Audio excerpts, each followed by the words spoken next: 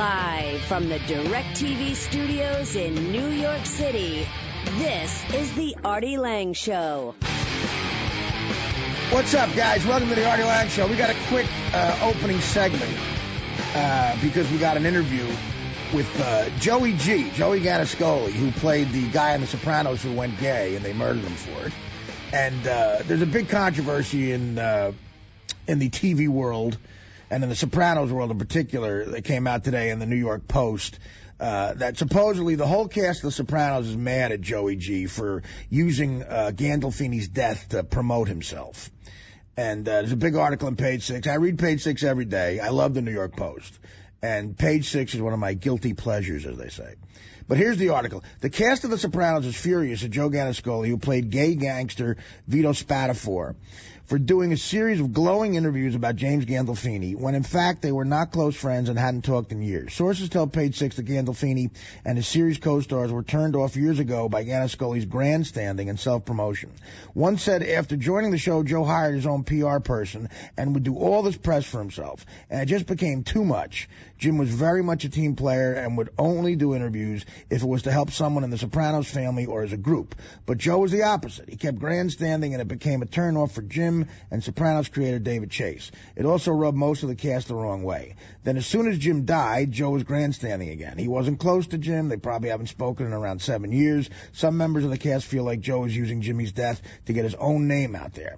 Ganiscoli has done a series of TV, radio, and newspaper interviews since Gandolfini died at 51 of a heart attack in Rome on Wednesday. An emotional Ganiscoli told the Daily Mail that Gandolfini was a tremendous guy, adding, "He came to my wedding with his son and spoke beautiful words in front of everyone to me and my wife." In another interview in which Ganiscoli described being a part of history with Gandolfini, he said, "I didn't leave on the best terms with all the cast members, but Jimmy was really cool, and he told me not to worry about it. He never turned his back on me." Amid numerous posts on Facebook, Ganiscoli admitted, "Jimmy and I were not the closest of friends, but I am forever indebted to him." He also said he would go in and talk to David Chase with me if I didn't want to play my role on the show. Just a humble and gifted actor and person. HBO declined to comment. Ganiscoli and his manager, Bonnie Vent, didn't get back to us. So, look, I know Joey G. A lot of you people who are fans of the Stern Show know that me and Joey have a history. And I like Joe. And, I think the Post is being hard on him here. I really do. I mean, my initial reaction is to defend him. And the irony is, without mentioning any names, the Sopranos cast has several grandstanders, several guys who definitely latched on to Gandolfini, I would say, and tried to promote themselves in huge ways. And I'd say Ganiscoli was one of the least offenders in that area. As a matter of fact, that's the crazy, weird part about this whole thing. So I'm going to have Joey on. He can only come on at 10:15. That's why we got to take a quick break. I'm going to have Joey on as a friend and let him defend himself. Again, The Sopranos, for whatever the cast might have off the air, when they were on the air, there was no better show in the history of the world. Those guys were all amazing. And I love the New York Post. I do. I'm a little critical of this. I think they're a little hard on Joey. Maybe there's a history there. I don't know. But I'm going to let Joe come on and speak his piece. I talked to him before the show, and he said, his wife is upset. I know his wife, too. She's a sweetheart. And, there's a lot of bad publicity. And, again, it's a double-edged sword in show business with fame. It's weird what you get famous for. He did a great job playing a gay gangster, but he became typecast. There's one of the most surprising things I ever saw on TV, ever. Like, I remember watching it with a few buddies who used to watch The Sopranos on Sunday nights and play cards. Startling is when Joey's head comes up after giving that guy oral in a truck. Like, when his head pops up and that poor kid who's dating Meadow sees Meadow's boyfriend. Ooh. The worst thing that kid could have seen. I mean, I was like, whoa, my God. But, The Sopranos was great and stuff like that. It really surprised me. And, Joey took the reins, and he's saying that Gandolfini said to him, if you're awkward doing this, maybe we'll get another guy, a character actor, to do it. But Ganiscoli embraced it, did a great job. He gets killed in a very bad way by Frankie Vincent, who, in a great piece of, irony. Frank Vincent, when he kills him in the hotel room, comes out of a closet out of nowhere to kill him. It was just one of the best written shows ever. And so Joey was telling me on the phone, he's like, it's just starting to die down, the stereotyping of me with the oral sex and everything, and now this comes up.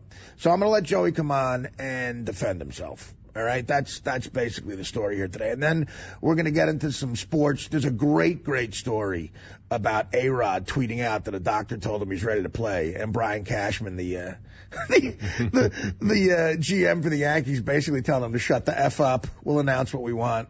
Another case of A-Rod being a pompous ass. All right, so that's the deal. That's the setup. So when we come, Can we have Mikey Reed, who's on the show, real quick? Okay. Yeah, I'm sorry. Mike, real quick. Okay, you got to go quick here. Who's on the show? Tonight on the show, calling in the first hour, actor Joe Ganascoli. Nice. Go ahead. Joined in the studio, actor and comedian writer Hannibal Buress. This guy is a Buress? That's how it's written. I'd say Burgess. What? It's written Buress. Hannibal Buress is how you say that, Mike. Okay, Hannibal Buress. Buress! All right, Hannibal Buress. Mike, why are you arguing with me? His name is Buress. Okay. I'm not it's not arguing. Buress. You've ever seen... How is it spelled? Buress. That's Buress. Hannibal Buress. Okay. Calling in second hour. That's Buress, Mike. I'm kidding you. It's Hannibal Buress. You ever hear anybody say Buress with that name? I don't know him, so I don't know. It's not a matter of knowing him. Usually it says Buress. Okay, I'm sorry, buddy. We're friends, buddy. Don't worry about it. Okay, I'm just saying, the guy is a really respected guy in comedy, this guy Hannibal. He's written for SNL and 30 Rock. Real funny guy. So show some respect, Mike, please. He'll be on after. Yeah, I will. After Joey I'll respect him, for sure. Calling in second hour, legendary NHL and U.S. Olympic. What does that mean? No, I said I respect him. I didn't say anything bad. What are you talking about?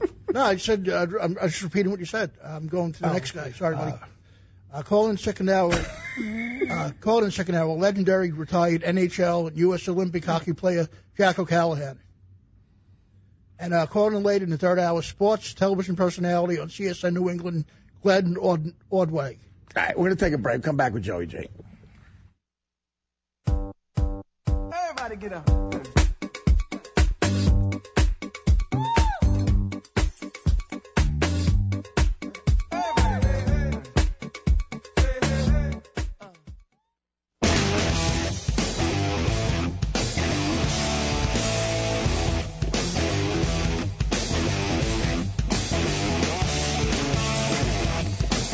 So Joey's not on. You know, is he close to being on? Yes. Okay, he's close to being on. Al Sapienza was supposed to be on last night, who was a guy who was on The Sopranos for maybe just the first or the second season, and he disappeared. Yeah, did you hear what happened? Well, did I was anyone find out? My theory is this broke last night about Joey doing interviews and not really knowing Gandolfini, and Sapienza clearly doesn't really know him. So maybe he was afraid he'd get the same rap as Joe. Yeah. And you know, not be on. Is he there? I want to welcome to the show right now our first guest, my old friend, a good man. I'm defending him today, the great Joey G. Joey Ganascoli. What's up, buddy? Artie, how are you, brother? Good to talk to you, man. Kind of a weird day for you. Yeah. You know, first of all, before we get to this crap with the Post and everything, you know, But what are we going to get to? What you want to get to? Ichiro just had a walk-off. No, I know. I saw that. This is a sports show. Let's talk about the most important thing. Ichiro just won the game for the Yankees.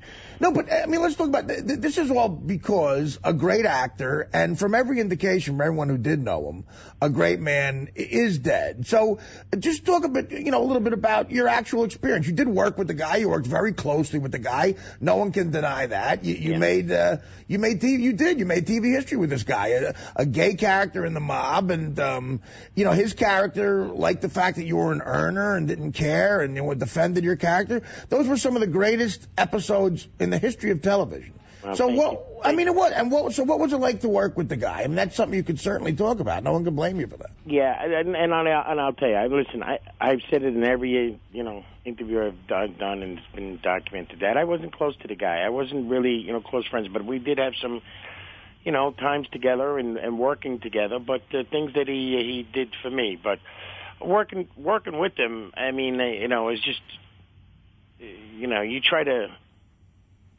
He raised the bar so high, and a lot of the actors did, So you'd certainly want to try to hold your own against him, and make yourself look bad, make the show look bad. But you want to, sort of a nod of approval that maybe the scene went okay and it was good, and so on. It doesn't have to actually come out and say it, but you can tell, in someone's eyes. He was, and then by all accounts, from everyone that's ever been around him, that he's just a regular down-to-earth Jersey guy. He was just tremendously gifted. Yeah, generous, and all you guys did raise your game. He did, you did. I mean, you were great in scenes with him. Tony Sirico played Paulie Walnuts, was amazing. I mean, he's been in some Woody Allen movies and stuff, just a great New York actor. He plays usually one guy, but he does it in an amazing way, and that's hard to do. And he can do comedy, too. All you guys, you can tell you can make people laugh.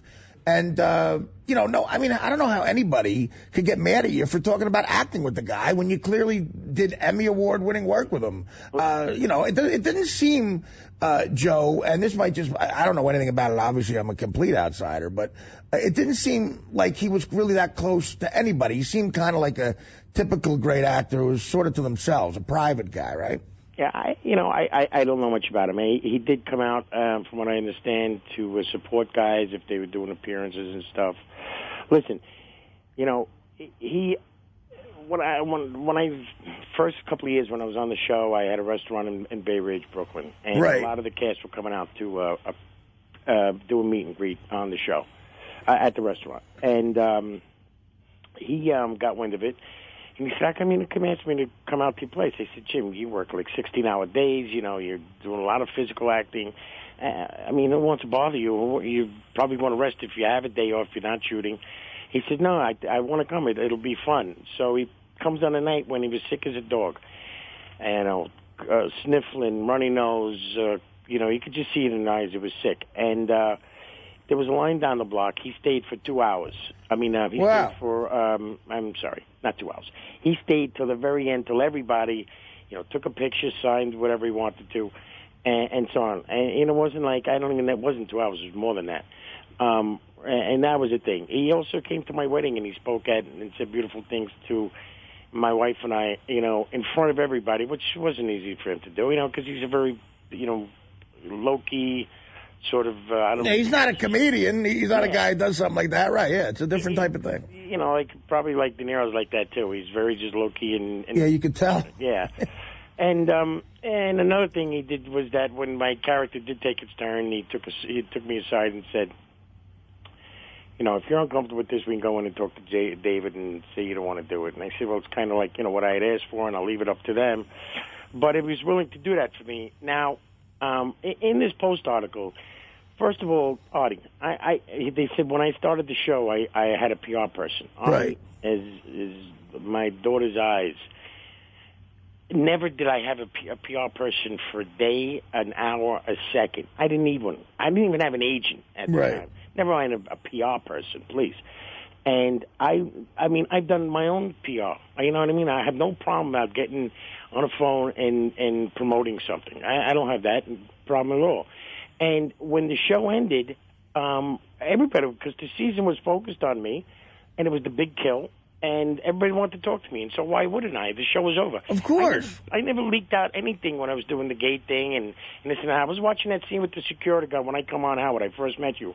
With 20 guys in a house. I never let out anything that was going to go on. It was a shock to them as like everyone else. So... You know why, Joe? You know why I know you're telling the truth? Because I remember back in those days when you would come on Howard, and we never, as far as I remember, even though that wasn't my department, I can never remember people going, Joey G's got a PR guy, he's a pain in the ass. Like, you were always readily available and never spoke out of turn. And, right, everybody wanted to talk to you. The entire season focused on you, Yeah, listen, I know a lot of people, Artie, and I have a lot of friends. Never going to really say I'm a douchebag, they might say a lot of things, but they can't really say I'm a douchebag. But this, and so I, they did a bit of a hatchet job, and they said a cast member I know set it up, and it's been confirmed, and someone I suspected. And, to say that the whole cast is upset for grandstanding in Jim's death, which is, first of all, the fact that the focus is on me and this is coming out is so horrific. You're right. I mean, that's the irony here. Whoever's bringing this up should, you know what, if they're upset about it, wait a month, wait 2 months. The guy's not buried. I mean, what, you know, they're making the story about you, and that's ridiculous. You're not making it about you, they are. 51 years old, the guy leaves behind 2 kids, and you go back and tell this to the story. If they just did a hatchet job on Jimmy, talking about what he ate and his lifestyle and things in the past, I mean, who needs to read that? It's all been documented. Why'd you even insinuate that the guy was, like, gorging himself and drinking? It's ridiculous. Yeah, no, I know. And what am I going to benefit by having my name out there? Going to say, oh, wow, that was really touching. Let's give him a job. Let's put him in the movie. Let's get him a show. Please. What am I going to benefit from it? Well, no, you're right. Again, the people leaking this to the Post are the ones who's making it about you and not about Gandolfini. He hasn't been dead for 5 days now. You're right. And that's why I totally defend you here. And again, without mentioning any names, everybody in show business can get carried away with themselves, and there's a lot of self-promotion going on all over the place. And I've known you personally for a long time, and you're one of the least offenders in that area that I've ever seen. And again, you weren't an extra on the show. You weren't a guy who had 5 lines in some episode. You were a major part of one of the biggest TV series ever. What was your relationship like with David Chase, Joe? Because something else that the Post says is that Chase was aggravated with it. Yeah, listen. The fact that I came back, as the first season, did a different character, and he brought me back was Vito.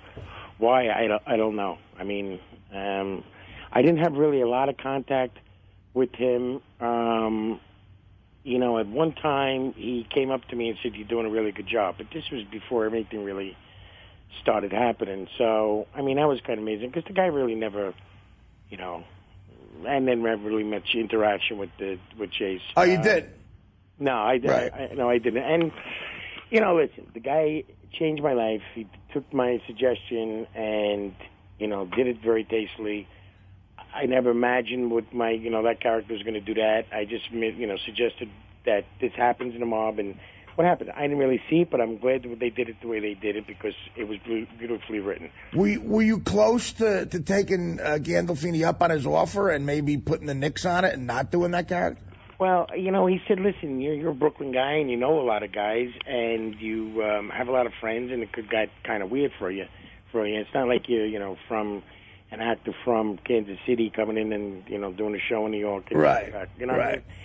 So, there was a lot of guys that, gave me dirty looks, and guys that are real guys, and weren't comfortable with that, and who knows why. And I got into an altercation with a guy, with a kid whose uncle was a made guy, and wow. The whole thing. Yeah, he went after me in a club, and I was juiced up. He was juiced up, and it was a big thing. And they go, "Oh, you know that's so-and-so's nephew." And I go, "Really? I mean, so what does that mean? Like, I can't, act? I don't know." It's a different world, man. It's still in some parts of Brooklyn. It's still 1940, man. You're right. Yeah. So I mean, it could be. It was, It depends on where I'm at, and guys may be juiced up. It could get a little out of control. For the most part, people are, great job, love the show, and so on and so forth.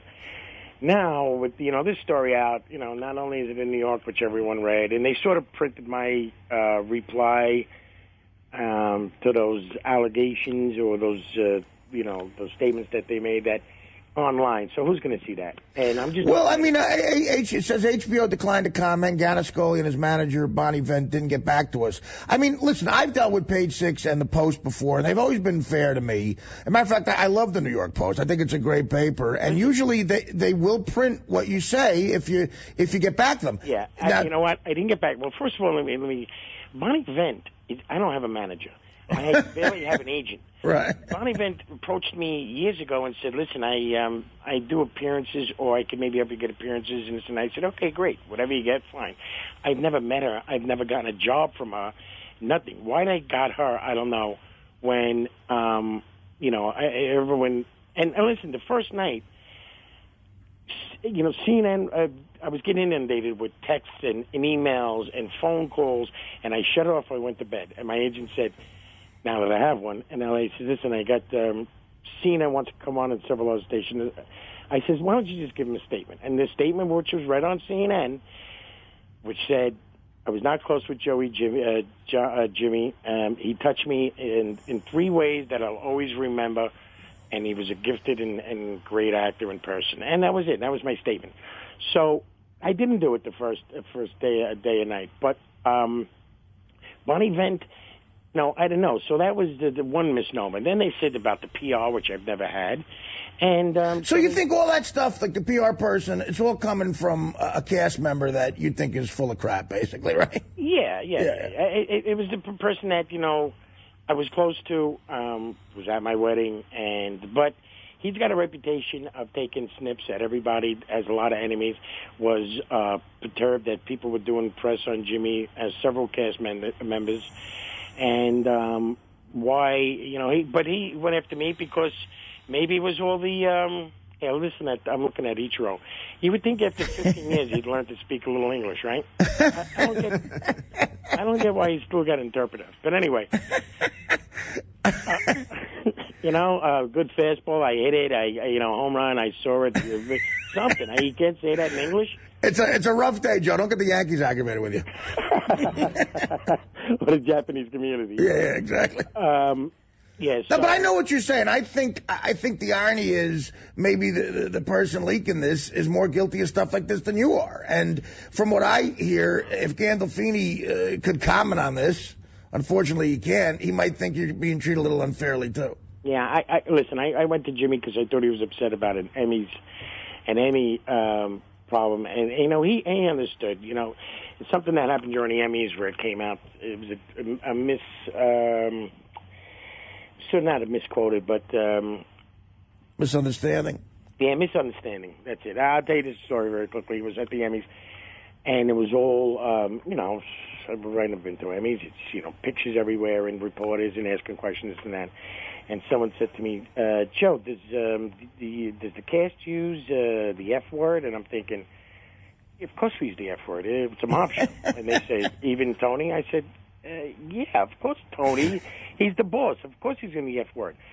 And so the next day it's in the paper. Now, at the time was the problem with Grey's Anatomy when the actor called the other actor the other F word. Right. Oh, so they were referring to that F word. Yeah, they were referring for to gay that, people. And it never occurred to me. So the F word for gay people. Yeah. Right. And it came out in it was in the USA Today, and I was mortified. Oh, man. And I should have just knocked on Jimmy's door and said, Jim, this is not what happened. He would have understood immediately. Right. And I would have probably should have called up the reporter and said, listen, you got to straighten this out. That's where the media are such jerk-offs. Stories like that make me so furious because I've been a victim of not that heinous, but where they just they say stuff that's a complete lie, based on, trying to just fool you into something. And the print media... guys like Adam Sandler in the past have just stopped. They got so big, thank God, they just stopped talking to them. They refused. Look, I'm just never talking to you guys again. You're such weasels. Yeah. I mean, and then you know what? The Post, believe it or not, I'm friendly with the Giants writer. I'm friendly with the guy who came to my house for the Giants Super Bowl. Yeah, it's a great paper. I think, Joe, if you call them yourself, I think while it's still hot, they'd be fair to you. But again, the thing is, Gandolfini is dead, man, and it's just a week before. The fact that they're making you talk about it and not concentrate on the fact that a great actor and a great guy, from all indications, is gone. That's what really sucks, It's so horrible. And believe me, the woman said, do you want to respond to this? And, of course, I did. And she emailed me and said, this went right into my quarantine. I'm sorry, I'll put it in right now. But I said, can I have a number so I can talk to you? I never got a response. So if I went back to them and asked them to do, like, a story, I'm sort of doing the same thing that this person did. And how they bashed Jimmy, and I don't feel that, that's right. To even give him, like, that... about how he ate a lot and had some other issues. I know, I get it. Yeah, it's look, it's the media. What are you going to do? I personally, I think you're being treated unfairly. So I defend you here. I hope it works out for you. It'll blow over. But again, the big thing is Gandolfini is gone, and it sucks. And you did do a lot of great work with the guy. No one can take that away from you. Yeah, well, thank you. I mean, again, it's the bottom line is that he's 51 years old and leaves behind a daughter that she's not going to even know. Yeah. And he was very close to his son, and and he found happiness with his wife, and So, you know, he was our leader, and I'm just, and I'll say it was like, and I said this, I think to the Daily News, I said it was like being, you know, Edie and Jimmy were like being on the 27 Yankees with you know, Ruth and Garrick, and I was jumping Joe Dugan at third. No, two of the greatest actors in the history of TV. I got to roll, brother. But listen, Joe, come on the show live sometime. Hang out. Be good to see you again. I want to do that, definitely. I would love to do that. And I'm going to leave you with this, Artie, and it was a great talking to you. I'm so glad that you're doing great. Thank you, man. Thank you. When my daughter grows up, I'm going to tell her that I got to see Mariano Rivera pitch tonight and James Gandolfini act. Yeah. Amen, brother. Amen. Brother. All right, Joe? I will talk to you soon. All right, cuz. Joey G, Joe Ganascoli. And for what it's worth, the Artie Lange Show defends him. In any event, we will